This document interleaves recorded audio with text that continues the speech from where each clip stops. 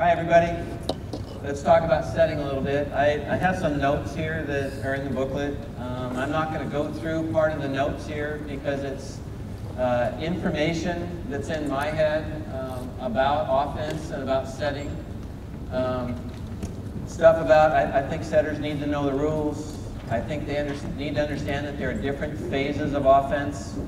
There are different factors to offense. Tempo, depth from the net, motion, lots of combinations. Then there's understanding the offense that the coach wants to run and or the setter want to run in conjunction or not. We all understand that a little bit. Then I think there's a statistical understanding of setting and offense that we can get a picture about how offense really works. And so I'm not going to talk about any of that except to say that one of the more fun moments or periods of time I've had in coaching was to say to Cass when she was young in our program, come in, sit down in my office, and let's talk about offense. And see if we can get on the same page with everything. See if we can talk through every set. So let's talk about the one set. Let's talk about how high it is, how far from you it is, what the point of it is, how it will be defended, how the hitter can add to it with their approach lines, where they set up, how fast, quickly they hit it or they don't. In every set we went through, and it ended up being typed 5 pages long by the time we were done over months of time. And it was really fun because then I knew that when we walked into the gym and set and we're going to do what we did in the gym, that Cass knew what I wanted. She had input. I knew what she wanted. I knew that she knew more about what to say to people on the team because the way a setter communicates with hitters is really, really important. We all know that.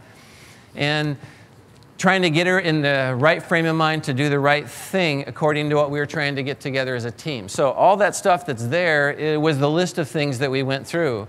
And she's done now. Cass is going to play in a pro league next year, but I think eventually one of the things she may want to do is coach. And so she comes in now and we talk about it like as former Stanford player, coach about offense. And I think it's really interesting if you haven't done it. I mean, one of the people that I know I've heard talks to the most to their setters is Coach McLaughlin at Washington, just to try to get an understanding, watching a lot of video, trying to figure out why the wide slide works or doesn't work. I think this is really important conversation to have. So one of the keys in coaching is to try to make communication happen, coaching happen, and have the athletes still want to have it happen. We want to give feedback to athletes, and setters get the most usually. They get it from hitters.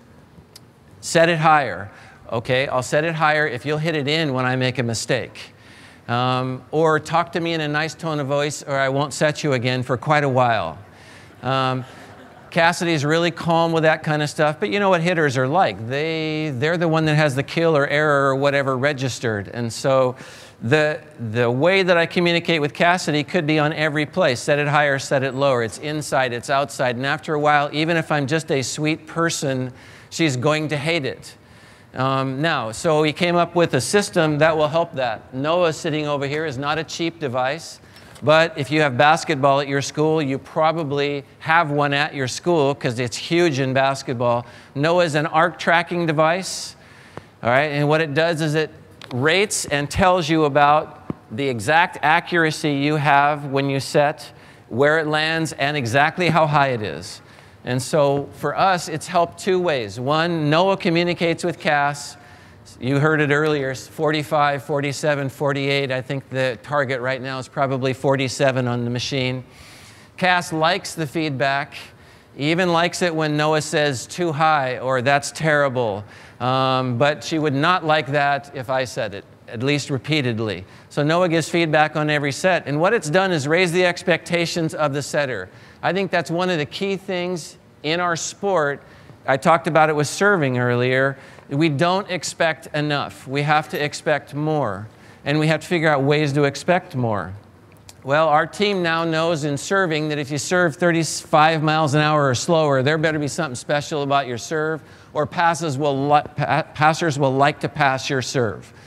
So we can give them feedback when it's faster, and if they're not good enough at it, they're either not going to serve or they're going to get better at their skill. For me, I think that's motivational.